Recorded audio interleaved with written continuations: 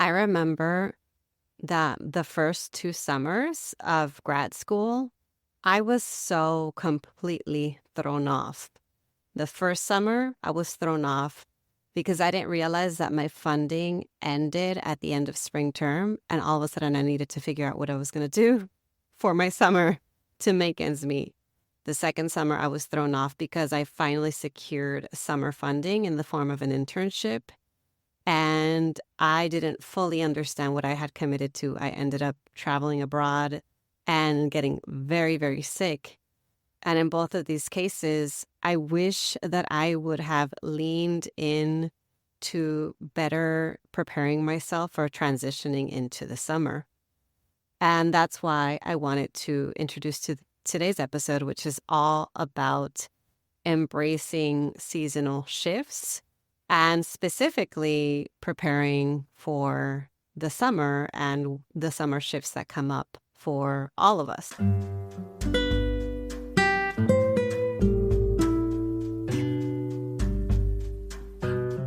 Welcome to the top global ranked and award-nominated Grad School Femtoring Podcast, the place for first-gen BIPOCs to listen in on conversations about grad school and growth.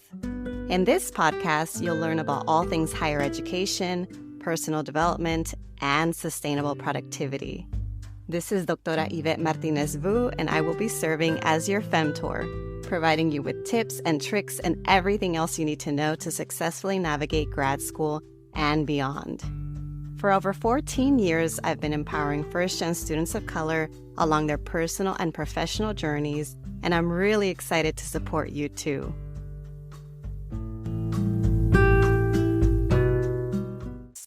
Welcome back, everyone, to another episode of the Grad School Femtoring Podcast. This is your host, Dr. Yvette. Today, I have a short and sweet solo episode, and this is actually going to be my last Wednesday episode for a while because, as I hinted in the topic for today, I'm going to be talking about leaning into summer shifts, embracing transitions that come with seasonal changes. And for me, that means I'm going to make another mini pivot with my podcast. I've done this before. I'm going to do it again.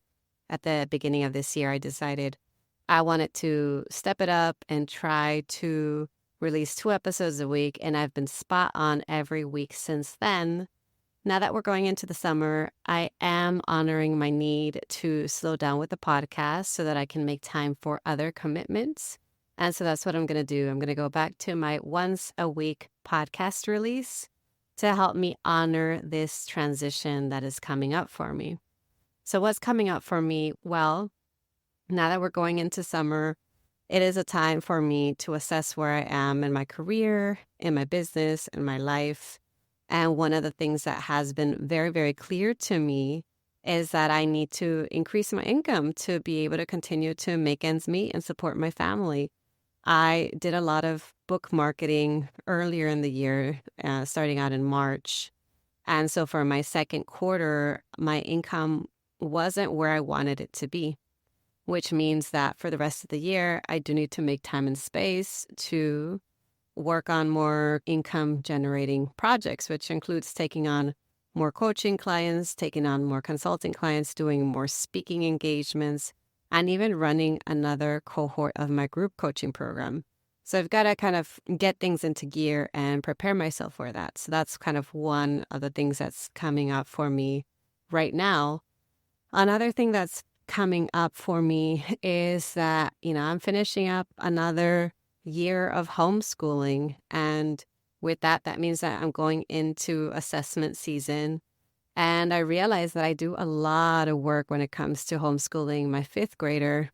And it's also very hidden, invisible labor. So one of the things that I did recently was I went to my LinkedIn profile and I added my homeschool educator role on my LinkedIn. I want folks to know I have a whole other set of skills that folks are not aware of related to curriculum development, related to lesson planning, related to teaching, related to assessment that could lend itself well in other areas. So that's why I decided to do that.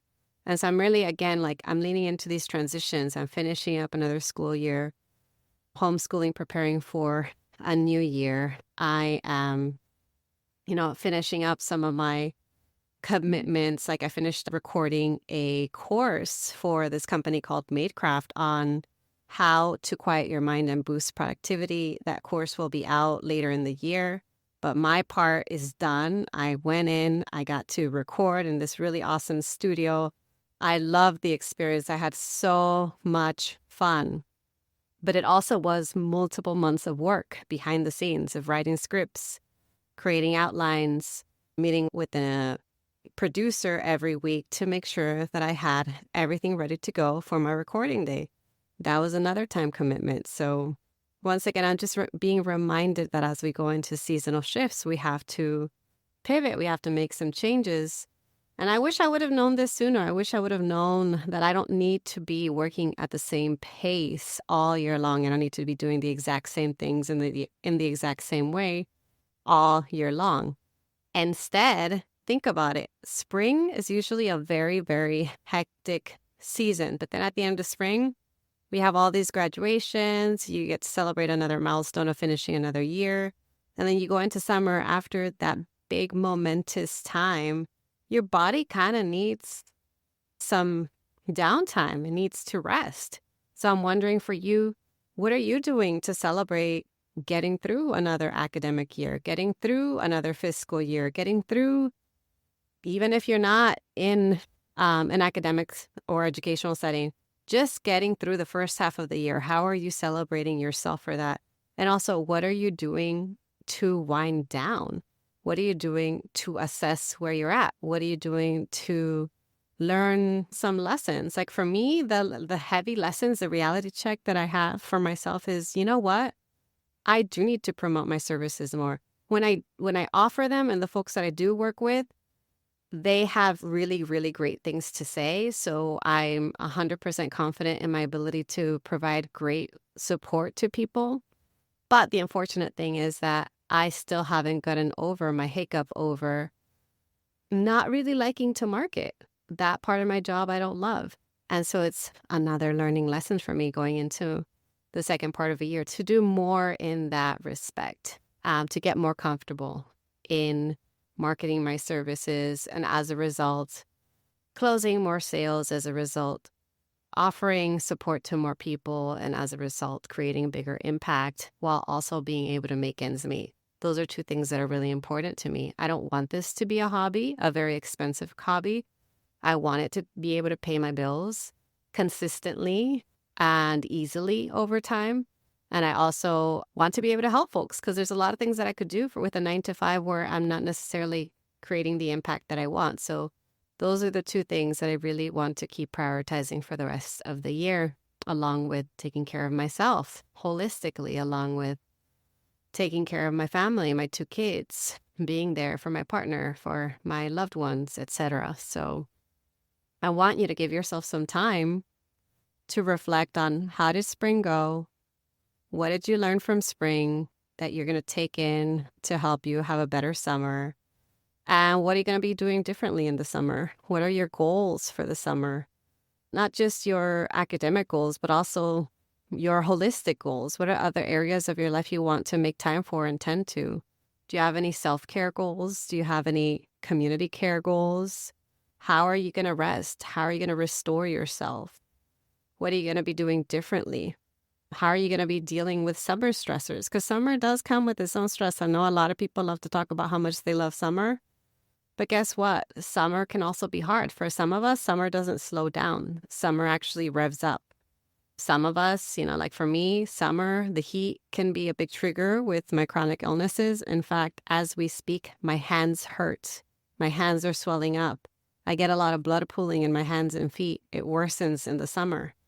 As I'm dealing with more hand pain than usual because of the heat. And I have to account for that. I can't be trying to do a million things if my body is not letting me.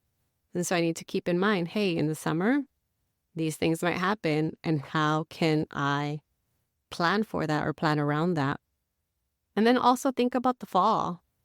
Think about, as you're planning for the summer, how are you preparing yourself for fall?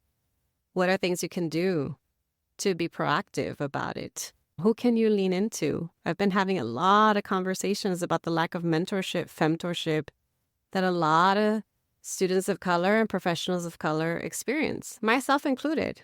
I don't have a lot of mentors, femtors. I have a lot of peers that I can lean on, but I don't have a lot of folks who are doing what I want to do, who are multiple steps ahead of me. And that's hard. And that's why we need this. That's why we need to have more conversations. That's why we need to have this reflective time.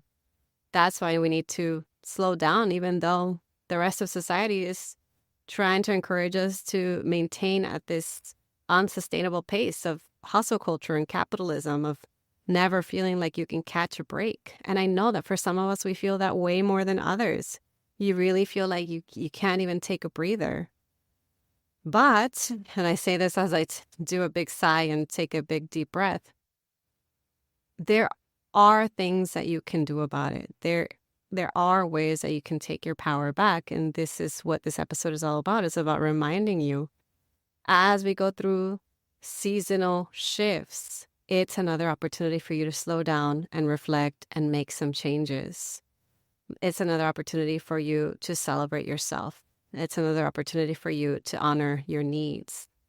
I hope that you can do something intentional to prepare yourself for this transition, for this going into, for us, I keep saying going into summer because I'm in the United States. Some of us are going through a different season, going into winter season, but no matter where you are, no matter who is listening, I hope that you can take some time to assess, to reflect, to see what you need to change. In my case, I told y'all, I'm going down to 1 episode a week. I know I can keep that up for a lot longer. That has been a pretty consistent thing that I've been able to do. Twice a week has been fun, but it has also been a lot of work. It's 3 to 6 hours per episodes every single week. If I'm doing 2 episodes a week, every single week, multiple hours for you for free. No one's paying me for this. At least not yet. We'll see in the future. I'm trying to make it so that this is not an expensive hobby. I really am trying to make this work of pursuing entrepreneurship in a way where I still maintain my integrity and I can pay my bills and make an impact. So please take care of yourself. Do something to prepare for this upcoming seasonal shift.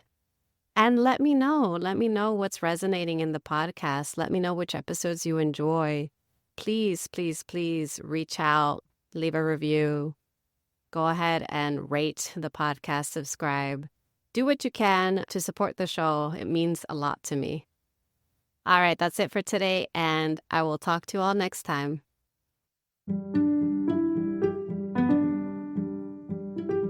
Thanks so much for joining me in the Grad School Femtoring Podcast. If you like what you heard, here are 4 ways you can support the show.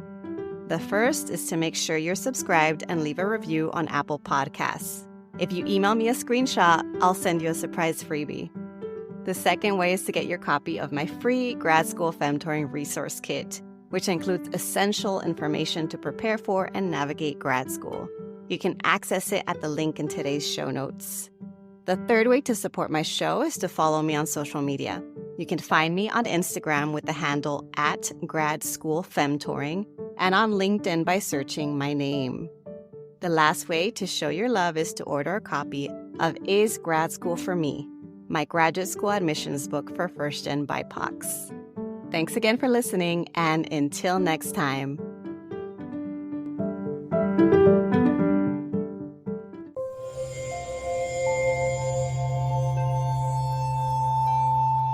Part of the Boundless Audio Podcast Network.